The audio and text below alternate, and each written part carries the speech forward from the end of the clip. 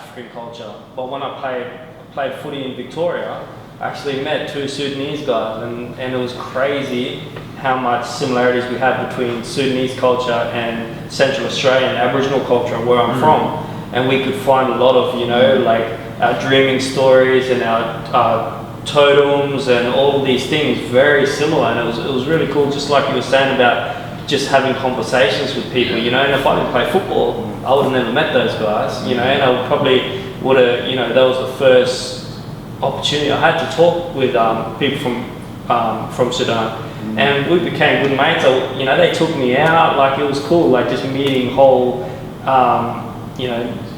different type of people that, and Darwin's a pretty multicultural place. I was surprised I never met someone from Sudan before. To be honest, what I got from Darwin is people go missing there.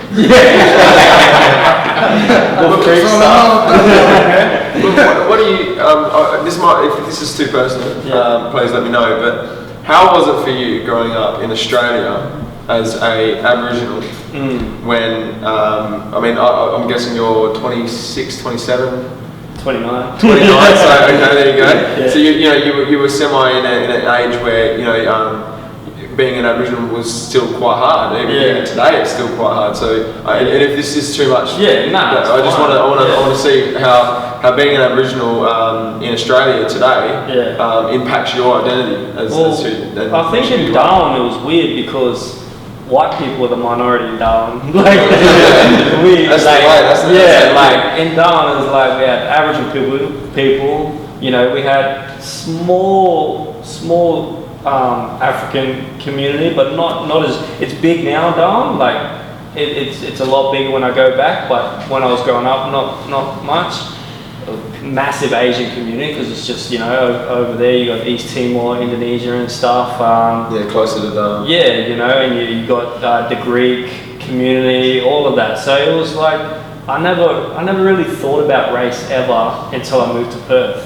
I came down here when I was about 16, 17, playing footy and stuff, and it was not until then I realised that I was the other.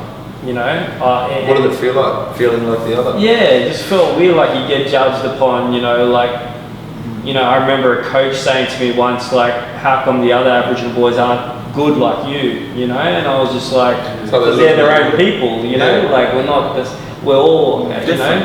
I do feel like there is, especially in sport, there's a massive pressure on I can even say for Africans as well, like they have a massive stereotype that Africans can be great basketballers or great soccer players or great anything, great at sports, and it's the same with Aboriginals. Like they think that because there's like a fair amount of people have gotten into sport from your culture and from your culture as well, they think that everyone's like that. But that's the sad thing, it's sport or bust that they put onto our culture, is that if you're not good at sports, you'll bust. But that's not the case. You're going to sit back drinking alcohol, doing nothing with your life. But that's not, when I heard that Aboriginal people have become doctors and lawyers, I never knew that. I thought the best you could be as an Aboriginal person was maybe a tradie or AFL. That's sad. That was it. And you meet, and then when you go meet these people, and you're like, what? How did you do that? Is that even possible? Aboriginal people go to uni, and it's not until you get to meet these people and experience this where, and when you're stuck in, you're stuck in these small little shit areas in inner suburbs where no one has goals and everyone's drinking and shit. I feel like, because I lived here in Perth my whole life, and I'm meeting like a lot of the, Yamachis and Noongas here, I got a lot of my friends, too, their family has that, past with the drugs and crime and all of that, that's why it's almost like, coming back, in family, like, the kids are doing the same thing, the kids are doing the same thing, You're going to break your whole generation. Exactly. It's not just one generation.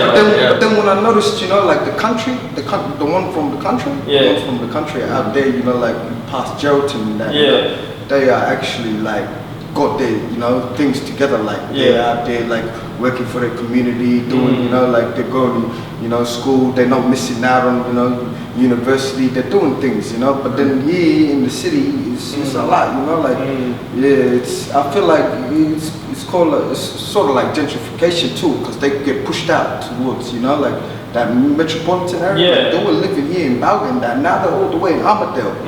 But next year they're gonna be all the way in Ellenbrook, you know. Happens all the time. Yeah. Even in Darwin, when my grandparents grew up, that was considered like sort of like segregation back in the day.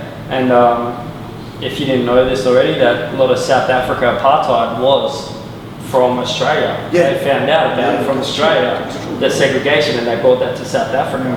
And we had a bit of segregation in Darwin. And the funny thing is now, those areas are like the rich areas, you know, with all the high-rise buildings and, you know, near the beaches and stuff.